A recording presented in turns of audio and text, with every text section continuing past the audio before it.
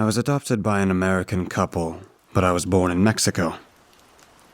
I never really felt a connection to either side, though. We never celebrated or participated in any of my Mexican heritage, nor did I feel welcomed into the American ideals.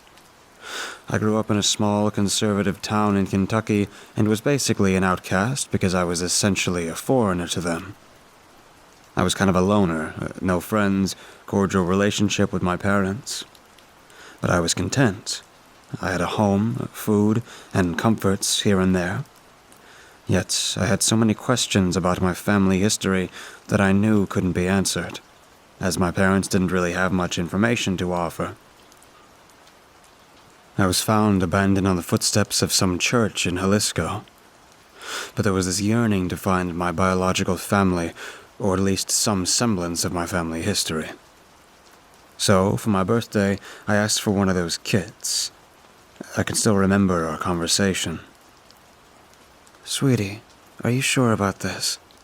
my mother asked. "Yeah, we just don't want you coming in with unrealistic expectations," my father interjected. Yeah, I'm pretty sure," I remember replying. "No matter what, though, you guys are my parents, and my actual family. I don't have any expectations, honestly. If I think my biological family is not what I was looking for, I'll just move on. I need this. Please," I pleaded. God, I was so dumb. Eventually, my little spiel got into their heads, and further encouragement from my therapist solidified my parents' agreement. I got the kit itself sometime during February. It was nothing special. The instructions just said to spit into the vial and ship it out, and I would get my results in a couple of weeks. I remember the wait for my results. I tried to hide my excitement, but every night I would imagine this scenario where I would end up related to someone really cool and famous or something like that. Every night I would check my email in the hopes that it would come in early. Then, one morning, I awoke to see the message. "Congratulations. Your reports are ready for viewing. If you have any questions, call us at the number provided." I quickly logged on the website to see my profile. There was a global map with the highlighted countries where you had possible ancestry. In my case, every country was highlighted. I had such a small ancestry from every possible location on the map, but there was a chunk with 20% that was left untraced. As interesting as that part was, I was more interested in the relatives section. I've heard of people finding up to hundreds of different relatives, even if they were far removed. But upon clicking the relatives selection, all I got was the message, "No relatives available." You can imagine my disappointment. I spent the entire day pretty disheartened, and my family tried to cheer me up that day. But it felt like there was a piece of me that questioned if I was going to be truly alone in this world. I'm not disparaging my parents or anything, but at the time, I believed that blood meant something. That Saturday, I finally decided to put all that aside and go out to dinner with my parents. We went to a cute little diner and just sat there talking about the next steps. "Sweetie, I got into contact with a private investigator. His name is Jason, and I forgot his last name, but it was something Russian," my mother insisted. "How do you forget his last name already?" my father interjected. "Is that the point, Richard?" my mother replied. "Wait, you guys would really do that? Isn't that kind of expensive?" I asked. "Nick, sweetie, don't worry about the cost. I just want you to stay focused on your grades, and we'll make sure to find your parents or any relatives. I already gave all the information to the PI, and he said he would get into contact with us soon." "Wait, how do we know he didn't take the money and run?" my father questioned. "Because he didn't charge us, just yet. Besides, I looked through his reviews and asked around, and he got glowing recommendations. I felt like a spy meeting him." My mother giggled as she held up a glass of wine and sipped it. The rest of the night went by smoothly, and we called it a night once my mom was a little tipsy. As we passed red light after red light, I couldn't help but notice this black SUV trail us on the way back. Ordinarily, it wouldn't have caught my eye, but once we made our fifth turn, it did raise my eyebrow. But right as we pulled into our driveway, it drove past our house. We lived on the outskirts of town, and our road was another way in and out of the town, so I chalked it up to a mere coincidence. Although our part of the town was more secluded, it wasn't all that uncommon for cars to pass by. That morning, after we went about our usual Sunday and went to Mass, as usual, the priest ranted about another problem plaguing our world, and it would have been another usual Mass service, but I noticed that we received new people into our congregation. A very old, shriveled-up man in an elegant tan suit sat right next to a pretty blonde in a gorgeous sundress at the very last pew. They made the rest of us seem like we were beggars dressed in rags. The man had a strange tattoo on his neck, which wouldn't have been visible, but the collar of his shirt was slightly open, exposing it even more. At the end of the Mass, my parents wanted to go up and introduce ourselves, but when we turned around, they were gone. "That's kind of weird," my dad pointed out. "Maybe they're just shy. If we see them next week, we could invite them over for dinner or something," my mother insisted, before going off to speak to the other members of the congregation. We were there for a while, and eventually I got bored, so I went to go wait in the car. As I sat in my dad's car, I couldn't help but notice that same couple sitting in the same black SUV that trailed us the night before. Or, at least, I thought it was the same car. Right as I was about to take a closer look, my car door swung open. "Sweetie, could you hold this bag? I went to the shop across the street and got a bag of bagels, and they're quite warm," my mother said hastily while giving me the brown paper bag. I turned around to take another look, but they were already pulling out and going down the street. That night, I stayed up pretty late doing some last-minute project when I remembered that I was supposed to take out the trash bin out to the curb. The garbage truck was going to pass by in the morning, and so I put on my shoes and quickly went outside to put it out. Our house was surrounded by trees with a single road coming up to our driveway. As obstructive as the trees were, I could still get a glimpse of the main road and the faint outline of that same black SUV. It was just parked facing us. As I began to get closer, its headlights turned on and they drove off. I wanted to tell my parents, but it was 3 a.m, and I didn't feel like waking them for something I had no evidence of. Besides, I didn't think they would have been able to do anything. God, I wish I had. The next day, I went to school and went about my day. By third period, I was in the middle of a test when there was a knock on the classroom door. The principal stood there, with the dean talking on his walkie-talkie. He motioned for the teacher to step outside with him, and the dean came in, hushing us to be silent. "Focus on your exams," he said quietly, looking down at his shoes while avoiding contact with anyone. "Nicholas Johnson?" the teacher asked loudly. I could feel every eye on me as I looked over at both of them. "Could you come out here for a second?" she asked in a weird tone. I started to get up, feeling awkward that everyone had suddenly remembered my existence. "Oh, and bring your stuff with you," she quickly added.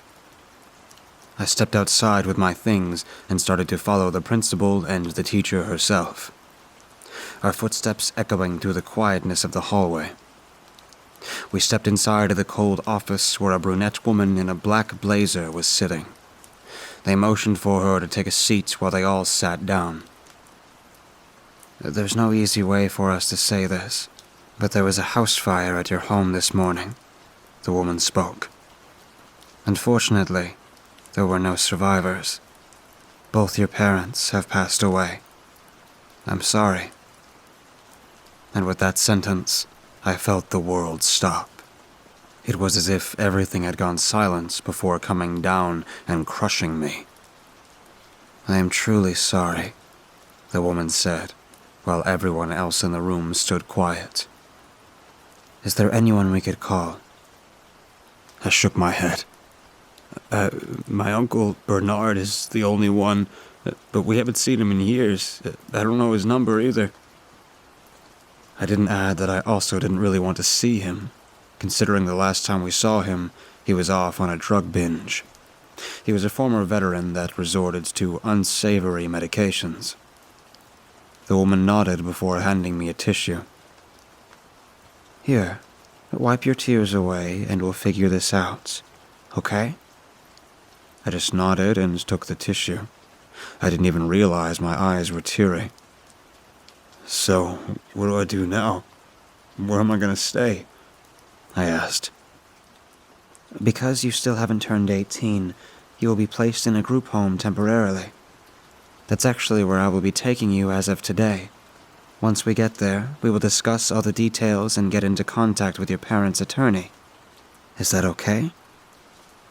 No, it absolutely wasn't okay that my parents were dead and now my house was burned down, but I merely nodded. She discussed a few more details, and the teacher, along with the principal, escorted me out and into her Prius. After a couple of hours, we ended up in an ugly, gray facility. It seemed more like a prison, to be honest. There were big steel gates blocking the front road. "This seems a little extra for a group home," I said, looking around to see if there was anything around. It looked like it was even more secluded than our town. Come to think of it, our town was small, but it wasn't that small where we had to drive hours away for a group home. "Don't worry, it's perfectly safe, and your parents' attorney will probably be inside," she reassured me. "Wait, did my parents even have an attorney?" I asked. "A court-appointed social worker will be arriving soon," she said, pulling up to the gate, which automatically opened. It was as if they were already waiting for us. Once we stepped inside, I realized the place looked strange. It actually did look like a prison. There was a front desk and several men in security uniforms walking around. A woman emerged from a nearby door, holding some kind of hospital gown out for me to take. "Here, you will change into these in that room over there. There will be a basket where you can put your personal possessions into and come out when you're ready," she said in a hurry. I went into the room to change. It was rather small, no bigger than one of a store's dressing room, and there was a small metal bin where I put my clothes and my bag. I put my phone into the side of my boxer briefs, though. There was no way I was going to put it in the bin. The gown was baggy enough to hide it. I'm no social worker, but there was something too strange about this. I stepped out of the dressing room, and before I knew it, the guards came out to the sides, grabbing onto my arms. I tried to fight them off, but the woman pulled a syringe and stuck it in my neck. After that, I blacked out. I woke up in a tiny, empty space, like a psych ward. I was in a straitjacket, and the room was all padded up. Where the hell was I? And what the hell was going on? I tried to wiggle and feel my phone, but I realized that it must have been taken by them. "Hey, let me go. I don't know who the hell you are, but I have rights. Let me out of here," I yelled out, trying to bang on the door. "Hey, can you shut up?" A muffled voice yelled out. "Who's there?" I yelled out. "I'm next door. So, you can't see me, but there's a vent on the ceiling that carries your voice." They spoke. It sounded like a male, but I wasn't too sure. "Why are we here?" I asked. "Oh, "Oh?" I asked. are you new? "New? New to what?" What's your name?" he asked. Nick. Nicholas Johnson." "Oh, that's a new name. Never heard of a Nick." What kind of person has never heard of Nick? That's the most basic name there is. My official name is Test Subject 1830, but you can call me Jack. Test subject? What do you mean, test subject? What is this? This is a collective facility. I'm not too sure about all the details, but they track and gather anyone with special DNA. Special? Yeah, so you know how there were different types of human species, like Neanderthals, Homo sapiens, and that last one, which I never learned the name of, something like Denizen, small humans? Barely. Didn't they go extinct like thousands of years ago? Sorta. They disappeared, but there's still traces of them in our DNA. Well, depends on the population. Anyway, there was another species of human known as the Anunnaki. They weren't anything special, and they went extinct as well. Okay, so what does that have to do with me? Well, so the standard DNA is made up of 4 sugars: adenine, guanine, thymine, and cytosine. These combinations make up our genes. But the Anunnaki had another sugar molecule, or something like that, called Ambromine. Ambromine? Yeah, it's undetectable unless you know what to look for. The general public doesn't even know about it. Only the collective has information about it, and they keep it very tight-lipped. So, how do you know about it? I've lived here all my life. Well, most of it. I think I was born somewhere in the Philippines. I barely have any memory of that place, though. Every time they harvest from me, I forget more and more. What do you mean, harvest? Harvest. They need to extract some of our bone marrow and utilize the cells or something like that. I'm not sure. Harold always gets fuzzy with the explanations. Sometimes I feel like he tries to confuse me. Or maybe he's confused himself. Harold? Yeah, Dr. Rigo. He's the guy in charge of the extractions. I've known him since I was little. How old are you? Not sure. I asked Harold once, and he said something between the age of 18 to 20. So, when do we get out? Or when does this end? It doesn't. What do you mean? But before he could finish his sentence, my door swung open, and a couple of security guards burst in. Once again, I tried to fight back, but they stuck me with whatever it was that was knocking me out. When I woke up, this time I was lying in a hospital bed with several residents. Whatever it was they were giving me was making me weaker and weaker. I looked around and saw that I wasn't alone. There was a giant light on top of me, like those of a dentist's office. The room was dark, but I could make out a large glass mirror with several people standing behind it. One of them was that same pretty blonde woman who I saw at the mass service. There were several others standing around with her, including the man who came to the service with her, only he was now several years younger. At first, I thought he was related, but when I squinted my eyes, I saw he had that same tattoo. I'm still not sure how that was possible. They all seemed flawless, like they carried this eternal glow to them. Pretty weird thoughts, but even though I was tied down, I still had eyes. It wasn't necessarily a nice type of attractive, but rather artificial, like that of a porcelain doll. Every feature was completely smooth, and they all had a neutral yet sinister expression. Their faces looked wrong somehow. It was as if something had combined the world's most beautiful people and pasted them onto a mannequin. I felt the bed tilt forward to the point where I was straight up, facing the glass window. I heard footsteps come near me, and I heard the movement of surgical tools. "Don't panic. It'll only be a second. You're just going to feel a tiny pinch," whispered a husky voice. "Please don't," I begged. I tried to push against the restraints, but I couldn't even move a finger. "I'm assuming you're probably trying to move. I can see it on the heart monitor. But don't worry. The nerve blocker will prevent you from hurting yourself." And once again, I passed out, and woke up in a completely sterile room. I laid in another hospital bed, surrounded by other hospital beds, but I could only hear the beep of my ventilator. I looked around and saw a wrapped-up body lying on the bed across the room. I got up slowly, and my back started feeling like it was on fire, but I pushed through with every step. Once I reached the bed, I saw a clipboard on top of the table next to it.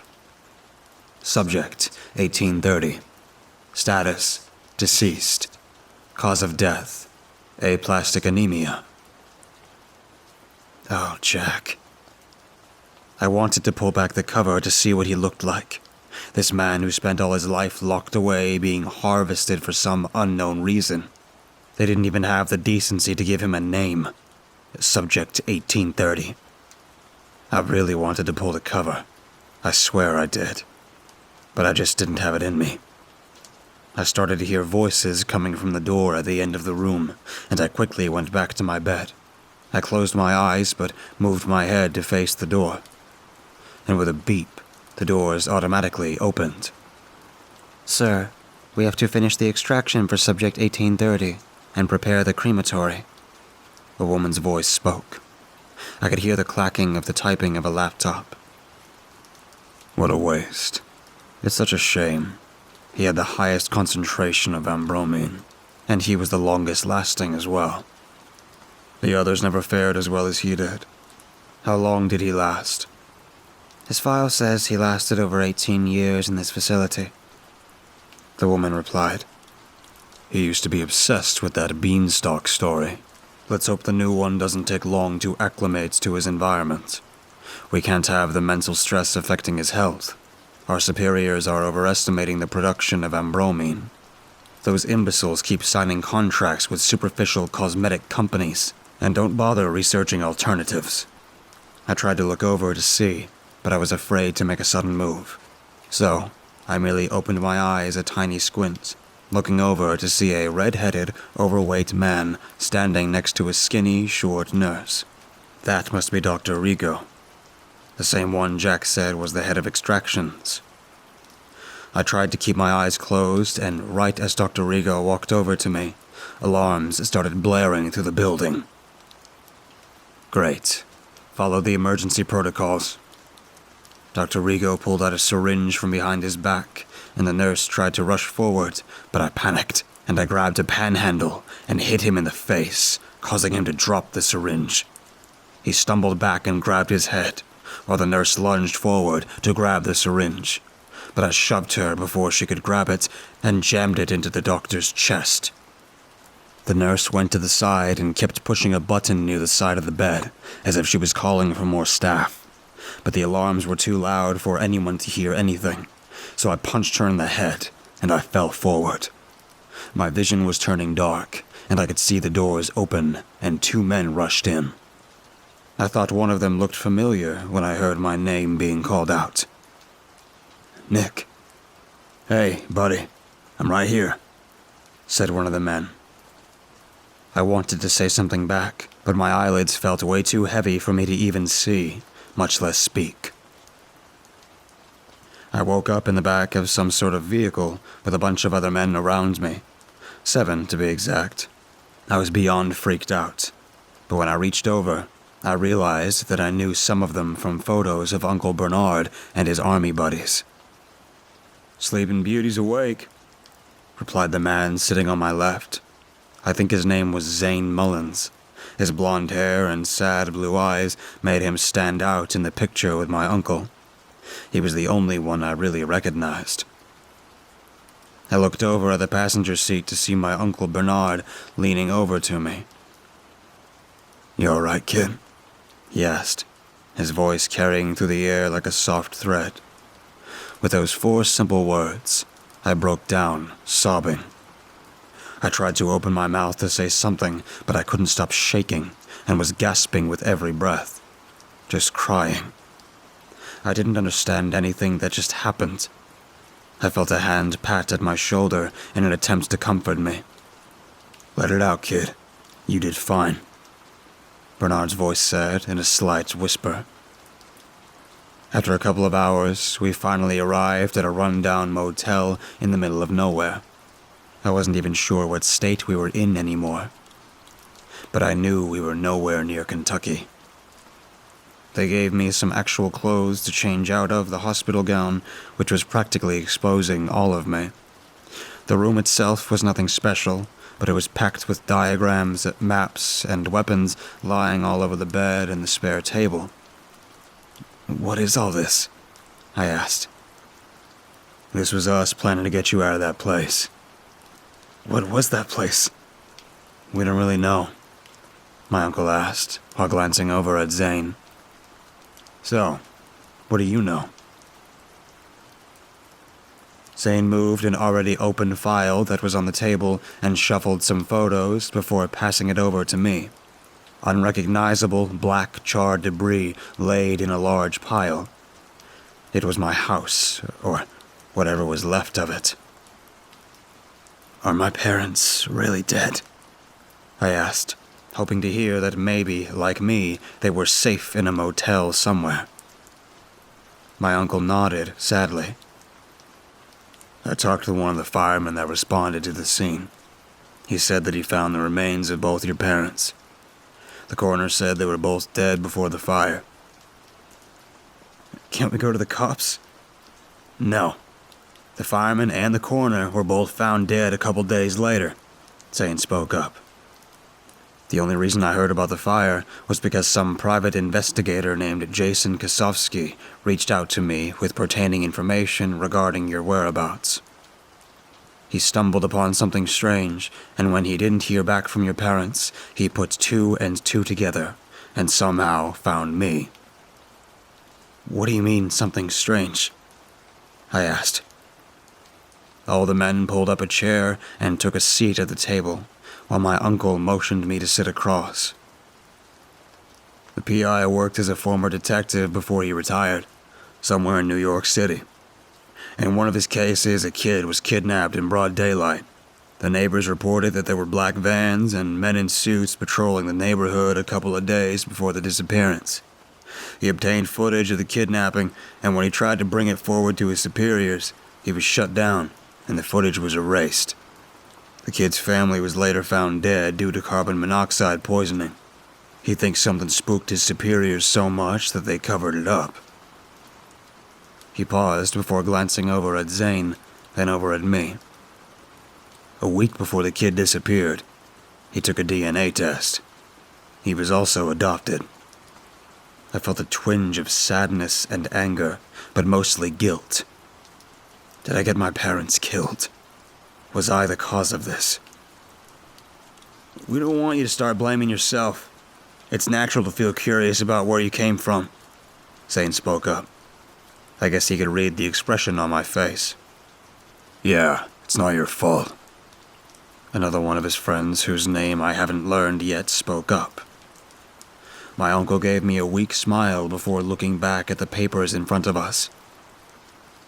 "So, where do I come in?" I asked quietly. After the PI heard about the fire, he quickly combed over all the surveillance footage from nearby locations and found these. He pulled out a couple of photos, and upon closer inspection, it was the same old man and woman in the sundress that was at the mass service, and at my extraction, or harvesting, whatever it was. I looked over at my uncle, allowing him to continue. He gave him over to another guy that ran them through some fancy computer software, but he didn't find just their identities, but a whole bunch. "What do you mean?" "Like various different identities and aliases that span through different time periods. It doesn't make sense, but somehow they might be older than they look. We all thought it was maybe some weird resemblance or related, but when we looked closer to their identities, we realized it was all fake. Nothing to them. Just cardboard cutouts of what a person's supposed to be. Their current identities are Francine and Thomas Winston. On paper, they seem well-rounded, bunch of fancy education and charities, but when we verified them, nothing came up. I know it didn't make sense to them, but I wanted to wait a bit before I told them my side of the story. Somehow, they just came to be and used their money to form a biotech startup." Zane shook his head before gulping down a glass of water. "Nothing about this makes sense. I think I can put another piece to the puzzle. I started off, before elaborating with the rest of my story. The men sat there in silence, just looking at the floor, but listening to every word I was saying. By the end, we sat there in silence, dwelling on the overload of information we all had learned. If what he's saying is true, they're probably using that DNA to track down individuals with whatever this thing is, and using it to rejuvenate themselves. My uncle said, "I don't understand any of it. Science doesn't make any sense here." Another one of the men spoke up. "Regardless of the science, one thing is for sure. They have enough money and power to hunt us down eventually. You saw their facility.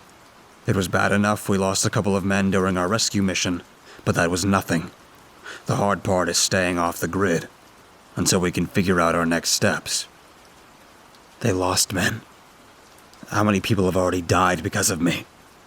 I simply wanted to take a DNA test and explore my background. I spent the rest of the night thinking and thinking.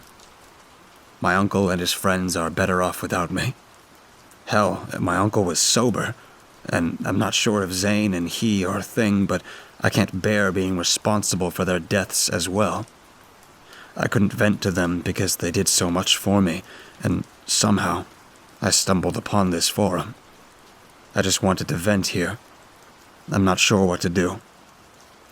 I guess I just wanted someone to hear my story before we go off the grid. Maybe I should just hand myself over.